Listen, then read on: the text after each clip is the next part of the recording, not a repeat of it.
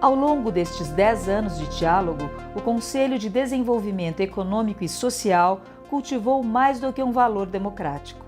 Ali foram discutidas as duas grandes sistematizações institucionais de debates sobre o desenvolvimento nacional: a Agenda Nacional de Desenvolvimento em 2005 e a Agenda para o Novo Ciclo de Desenvolvimento em 2010. O Conselho de Desenvolvimento Econômico e Social, ele merece nossos calorosos cumprimentos por esses 10 anos de atividade.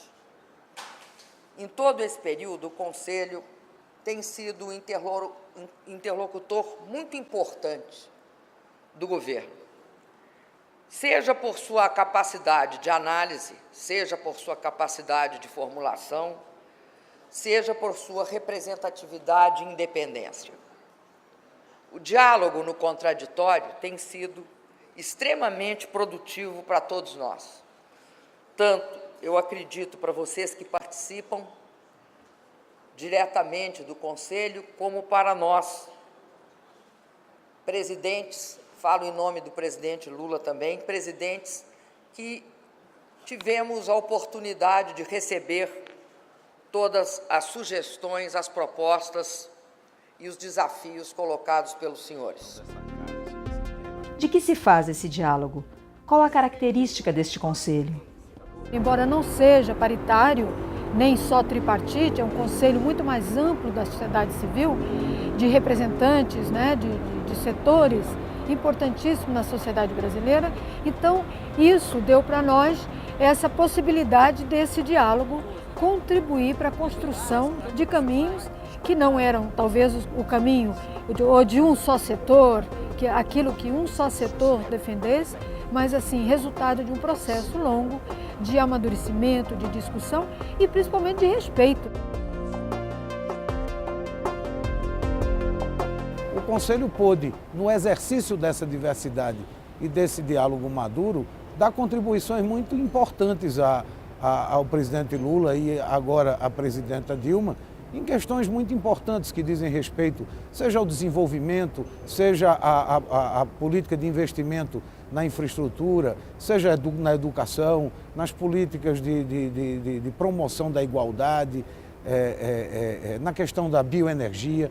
Então foi na questão ambiental, da sustentabilidade, e foi um fórum onde permanentemente se municiou o governo federal com sugestões, com propostas, e várias delas foram acolhidas, implementadas e puderam produzir transformações e mudanças relevantes para o povo brasileiro. A questão da educação, a questão da saúde, enfim, os temas mais caros a um país são debatidos e discutidos no Conselho.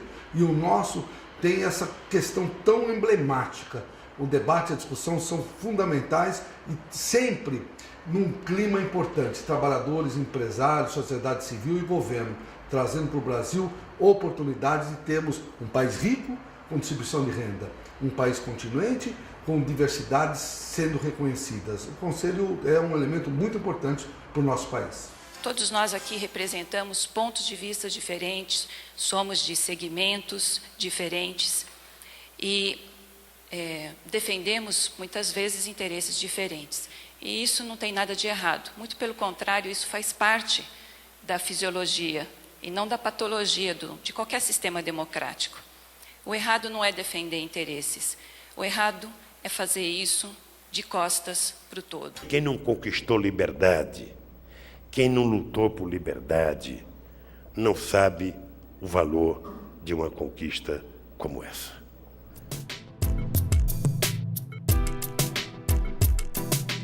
Quais as realizações desse diálogo? O que o Conselho tornou efetivo e em que decisões e transformações por que passou o Brasil é possível observar a participação do Conselho. Ao longo desses 10 anos, foram 6 cartas de concertação, a Agenda Nacional de Desenvolvimento, os enunciados estratégicos para o desenvolvimento, a criação do Observatório da Equidade, a Agenda para o Novo Ciclo de Desenvolvimento.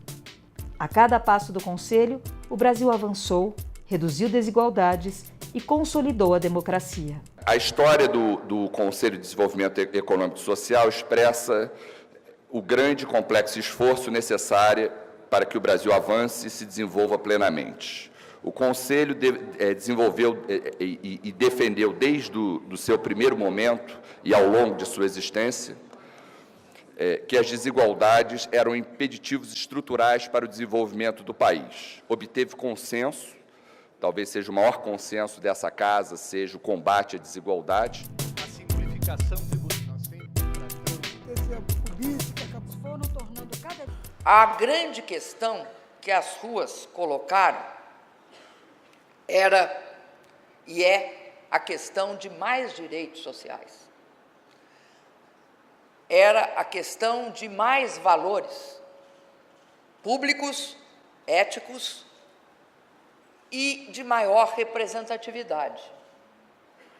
É meu dever, como governante deste país, melhorar a representatividade política, democratizar a atividade política, tornar a política mais transparente, são respostas, talvez as respostas mais evidentes que nós podemos dar a esse momento por que passa o país. A gente viu o que era cobrado nas ruas, nos cartazes. Não era cobrado diretamente, faça um plebiscito ou faça uma consulta popular, mas era uma variante disso. Era cobrado mais ética, mais democracia, mais oportunidade de ser ouvido. Acho que, sobretudo isso, oportunidade para ser ouvido. E isso tudo passa, eu acredito, por uma reforma política. Por isso, senhoras e senhores, eu fico muito feliz de estar aqui hoje, de ter escutado tudo o que eu escutei e de ter visto como há uma sintonia grande entre as nossas preocupações e as que os senhores apresentaram.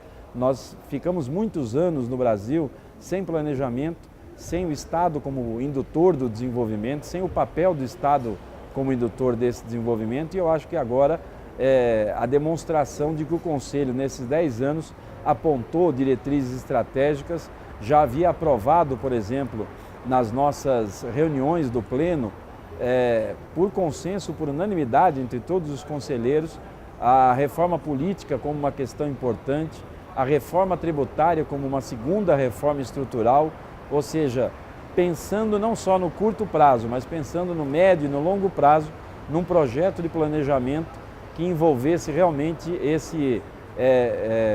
a chamada do nome do Conselho, desenvolvimento não só econômico, mas principalmente desenvolvimento econômico e social.